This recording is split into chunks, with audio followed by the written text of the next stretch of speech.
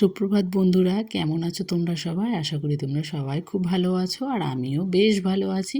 তো আবারও আজকে একটা নতুন ব্লগ শুরু করলাম। আশা রাখছি আজকের ব্লগটাও তোমাদের খুব ভালো লাগবে। সকালে উঠে বাসি কাজবাজ কমপ্লিট করে একেবারে যখন বাথরুমে গেছি তখন ফ্রেশ হয়ে স্নান করে একেবারে এসেছি।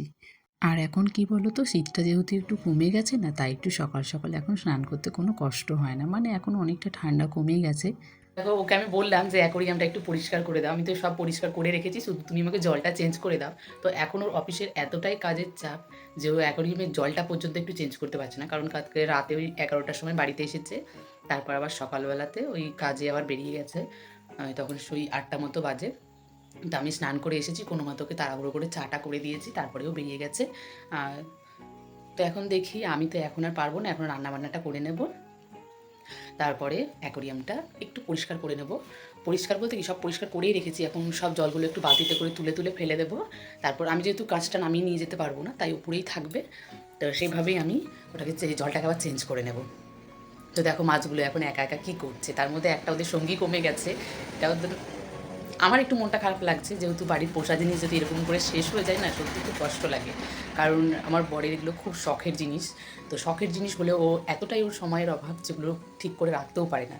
আর আমার না সব দিক সামলে উঠতে পারি না গো। তো চলো। জলটা এতটাই নোংরা হয়ে গেছে, দেখো মাছগুলোকে কিন্তু ভালো করে দেখাও যাচ্ছে না, মানে এত নোংরা হয়ে গেছে। ওর এখন কি বলতো, একটু কাজের চাপটা না প্রচুর, এই জন্য অ্যাকোরিয়ামটাকে একটু পরিষ্কারও করতে পারছে না।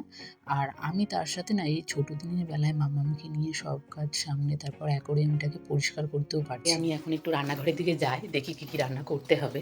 আমি সকালে উঠেই বাসি জামাটা যখন চেঞ্জ করি, ভেবেছিলাম যে একবারে চেঞ্জ করে তারপরে আমি স্নান করব। তো তারপরে ভাবলাম যে না, আগে স্নানটা করেই নিই।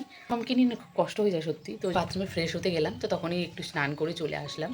তো এখন একটু ফ্রেশ ফ্রেশ লাগছে। তো বাঁধাকপিটা কেটে রেখেছি, বাঁধাকপি তরকারি করব আর ডাল করব। আর মা দেখি কী করে, মা তো দেবেই। আর ভেবেছি বাদাম বাটা করব।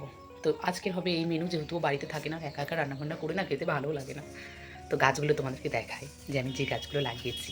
এই যে আমি ফুল গাছগুলোকে লাগিয়েছি না, ফুল গাছগুলো ভেবেছিলাম যে হয়তো ঠিক থাকবে না, কিন্তু না, দেখছি অনেকটা ভালো হয়ে গেছে। আর ভেবেছিলাম যে এদেরকে বাঁচাতেই পারবো না, কিন্তু না, বেঁচে গেছে।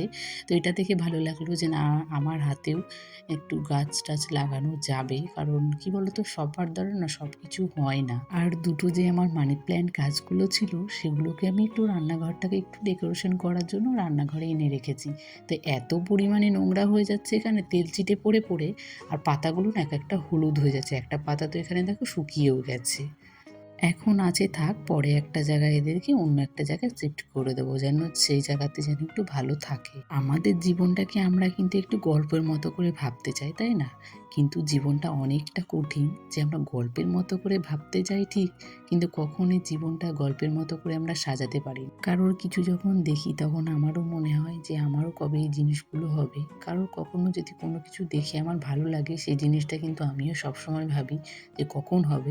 ভাবনা চিন্তা তো করিনি, কিন্তু যখন শুরু করি কাজটা করার জন্য, কিন্তু তখন যে আমাদের কতটা যে স্ট্রাগল করতে হয় সেটা কিন্তু আমরা তখনই বুঝতে পারি। তখন ভাবি জীবনটা কিন্তু এত সহজ নয়। সবার বাড়িতে যখন অ্যাকোরিয়ামগুলো দেখতাম না, তখন খুব ভালো লাগতো, কিন্তু অ্যাকোরিয়ামটা যে পরিষ্কার করতে গেলে যে কতটা কষ্ট হয় আর তাদের সঙ্গে যে কতটা সময় দিতে হয়, সেটা কিন্তু আমার জানা ছিল না। এখন আমি নিজের বাড়িতে রেখে নিজে যেই কাজগুলো করি, তখনই কিন্তু বুঝতে পারি যে তাদের মূল্য কতটা। আগের অ্যাকোরিয়ামটার সঙ্গে কিন্তু এখন যেটা পরিষ্কার করার পরে কিন্তু সেটা চেনাই যাচ্ছে না, তাই না? এতটা সুন্দর লাগছে। আর আমি একটু সাজিয়েছি, যে আমার যে আগে আর্টিফিশিয়াল যে গাছগুলো ছিল সেগুলোর থেকে একটু ডালপাতা নিয়ে না ভেতরটাকে একটু ডেকোরেশন করেছি, তাতে মনে হয় অনেকটা সুন্দর লাগছে। আর এখন ফুল জল দিয়ে রেখেছি, তাতে মনে হয় আরও বেশি ভালো লাগছে। রাতে তো বিশেষ করে দারুণ লাগে। আজকে আমার রান্নাবান্নাটা কমপ্লিট হয়ে গেছে, কারণ আজকে অনেকটা তাড়াহুড়ো নিয়ে সকালবেলাটা উঠেছিলাম, মানে অনেকটা সময় ছিল সকালে আমার কাছে। তো রান্নাবান্নাটা আজকে তাড়াতাড়ি হয়ে গেছে। আর কি বলো তো, মাম্মাম যদি বাড়িতে না থাকে না, মাম্মাম একটু বিরক্ত কম করে, তার মাঝখানে কিন্তু আমার অনেকটা কাজ হয়ে যায়, মানে খুব একটা বেশি সময় লাগে না। তো মাম্মাম ছিল না বলে কিন্তু আমি খুব তাড়াতাড়ি কাজগুলো আজকে কমপ্লিট করে নিতে পেরেছি। তাই দেখো, সকালে আমার কাছে অনেকটা সময় বেঁচে গেছে। মাম্মাম আসার সময় হয়ে গেছে, প্রায় এখন ওই 10টা মতো বাজে। তো তার আগে ভাবলাম যে ঘরটাকে একটু মুছে নিই, তারপরে একটু বেডটাকে ক্লিনিং করে নেব। তারপরে যে ঘরের কাজগুলো আছে বাকিটা তখন পরে করব। কেন বলো তো? ওই ঘরের মোছার পরে যদি একটু কেউ হাঁটাহাঁটি করে না, না শুকানোর মধ্যে আমার না একটুও ভালো লাগে না। মনে হচ্ছে আবার সেই ঘরটা আমি মুছি। তো কেউ যখন থাকে না, ওই ফাঁকা সময়টা আমি কিন্তু ঘরটা মুছে রাখি। পরে যে কাজগুলো করার থাকে আমি সেগুলো পরে করব তা বলো। কিন্তু আমার মনে হচ্ছে ঘরটা আগে মুছে নিই, তারপরে না হয় আমি বাকি কাজগুলো কমপ্লিট করব।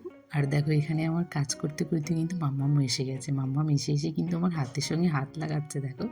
আমি যে কাজগুলো করব সেই কাজগুলো কিন্তু মাম্মামকেও করতে হবে।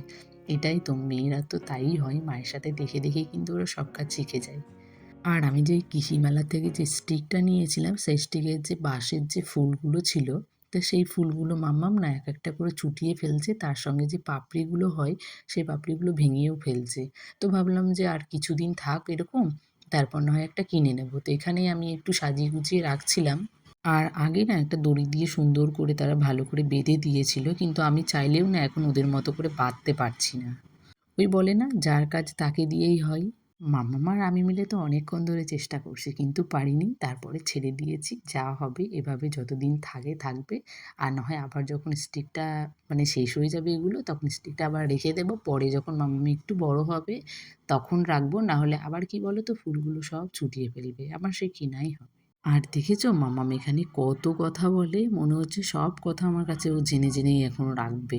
মানে ওর সাথে আমাকে সারাদিন এত বকতে হয় যে মাঝে মাঝে না আমি সত্যি খুব বিরক্ত হয়ে যাই। দেখো ওর মনের মধ্যে কত প্রশ্ন, আমাকে কত কিছু জিজ্ঞেস করে, এক এক সময় না সত্যি খুব বিরক্ত লাগে গো। তো সকালে রান্নাবান্না তো অনেক আগেই হয়ে গেছিলো, ঘরের কাজগুলো করে নিলাম।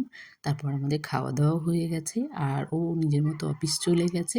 আর আমি এখানে আবার যে ঘরের কাজগুলো ছিল সেগুলো আমি করে নিচ্ছি। যেমন রান্না করেছি, তারপরে তো রান্নাঘরটা একটু পরিষ্কার করতেই হবে। তো রান্নাঘরটা একটু আমি পরিষ্কার করে নিচ্ছি এখন। আর ভাতগুলোও রেখে দিলাম গ্যাসের উপরে, কারণ নিচে থাকলে না কেমন বাজে লাগে দেখতে।